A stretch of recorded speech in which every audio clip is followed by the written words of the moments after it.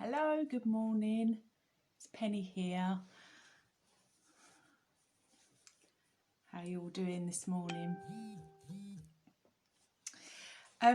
So today I'm going to talk a little bit about the practical ways that coping strategies work in your life. So as you're jumping on and as people are joining, say hi, message me in the comments, and let us know how you're doing. So today I want to give you a visual tool. So something I learned on the mental health first aid training, and which I really loved. And it's, you can evaluate the new health and coping strategies that you're either using at the moment or that you're thinking you might be able to use. And these are the things that we have been looking at over these last 7, 8, however many weeks it is now. So all the things that we've, like I said last week, all the things that we've been talking about, the different techniques and tips and things that you can implement into your life that are going to relieve your stress, keep you grounded, all those wonderful practices. We're going to look at some of those and actually want to give you a visual tool so that it kind of helps make sense of how they actually work. So, and even better, maybe remove some of the things that are causing stress potentially. But we'll go on and look at that. So what have we been looking at? We've looked at mindfulness, developing our routines, developing a morning practice, exercising, making sure you're still doing that, practicing self-care, breathing exercise, watching less news. Hi Jackie. So all these wonderful tips and tools, focusing on the positive. And some of you, hopefully, some of you have been implementing some of these new coping strategies or developing the ones that maybe you've already had, but maybe developing them and getting into a habit, into a real sort of habit of actually using these, which builds our resilience, that we can take forward with us as we go back into the new normal. So some of you may be familiar with this already, but like most things that we're sharing on here, we easily forget, and it's good to have sort of little reminders and things to sort of nudge us in the right direction when it comes to managing our well-being. So this is good if you're a visual person like me. I think it's good to sometimes have that sort of visual to actually understand and help you manage your mood. And what I'm going to do actually, because I found something online with like questions, and I'm going to put that, I think I should be able to just link that into the comments, so I'll do that afterwards. And then if you've got if you can download it or print it out, then it's something that you can use. So and this is called the stress container. So what I'm going to do, I'm going to draw it. But then I realised I'm not going to be able to write on it because the writing will be back to front, won't it? So, but it'll give you an idea to sort of understand, what this is about and how this works. So you're going to have to talk to me here, guys. You're going to have to tell me if you can see this. Right, so the stress container is something like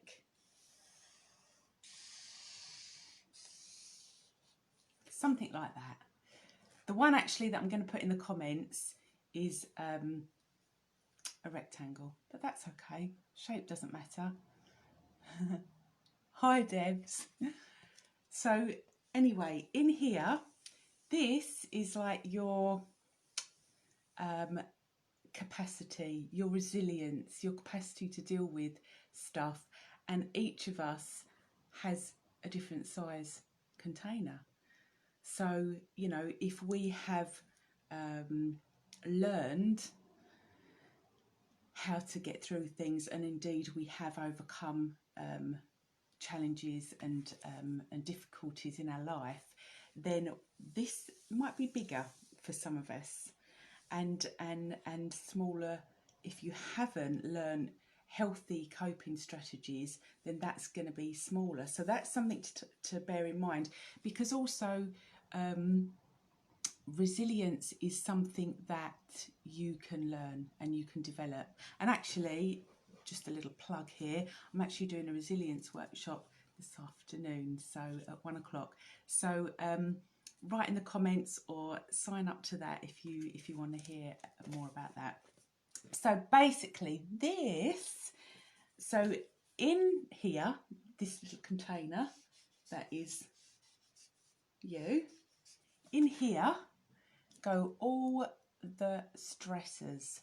So you could, and again, if you print this out, this is where you can take your time, and if you can't print it out, just, you know, draw yourself a little visual of this. And in here might be all the things that cause you stress. So again, shall I see, I think this is going to be backwards, but you know, it might be like, let's write COVID. Yes, it's backwards. I don't know if there's a switch, a mirror, you know, where I can mirror it and then it'll be the right way. Anyway, we won't worry about that. So basically, you would write down all the things in here. So it might be finances, it might be work, it might be relationships, it might be homeschooling, it might be, you know, the fear of going out now, and what does that look like? You know, all the stresses all go in here. Okay, so of course what happens, this gets more and more filled up, and then as it gets more and more filled up, it's going to start spilling over the top. And this is when we have like an emotional break. This is when we have our meltdowns. We're like, can't cope with it anymore, it's all too much, and it all spills over the top, because all this is all full of emotion and your triggers and difficult things that you may be dealing with. So what we do, I'm not an artist, but if you can imagine, what we do, I could make that look a bit more, there we go. What we do is, hi Victoria, what we do is we make a little tap like this, okay? And in this tap, this is like our healthy, or maybe not so healthy, that's another, we'll have a little look at that as well, coping strategies, okay? So all the things that all of us have been talking about over these past weeks, what are some of these things that you've been implementing into your life? So, for example, the mindfulness, the breathing techniques, the exercising, the morning plans, the self-care, okay? That's this. And then as you develop the practice, the things in here are able to flow out, and then you feel better because there's less in your stress container, and then that makes you feel better.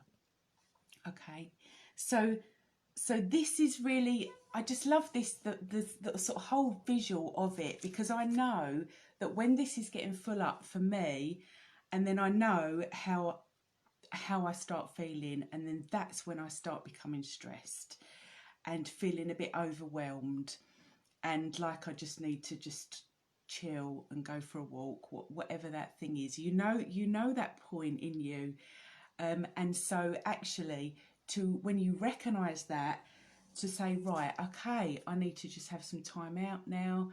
I need to go and practice my a bit of mindfulness, do some breathing exercises, whatever that is going to let out some of this, okay, and stop this overwhelm, this emotional meltdown, and this and that there, okay? Does that make sense? Is that making sense? Now, many of us, myself included, over the years, have also have unhealthy coping strategies. You know, so what might some of them be? I don't know if how many of you? There's a few of you on here. So, you know, unhealthy coping strategies, maybe like drinking too much, drugs, maybe. What other unhealthy coping strategies? Blaming everyone else. Is that a coping strategy? So do you get the picture? Anyway, you know, there can be unhelpful things which actually, and this is important, I think. A lot of us, you know, if we haven't learned healthy coping techniques, we'll find something that's going to help us cope, like whatever that looks like. And for the unhealthy coping techniques, they may work or perceive to be working for a little while. They may work for a little while, and you might have some sense of relief, but what it is, then they're not sustainable. In the end, they end up in here because they're not sustainable, you know, and in the long run, they're gonna hurt you. So that's the thing with unhealthy coping strategies, you know. So as we've all been talking about, find what it is that is going to work for you. What are these healthy coping strategies, and then implement them into your life every day. I mean, every day. You know, I know the difference in my day if I haven't had that time in the morning just to meditate, just to sit with myself, to reflect, to journal.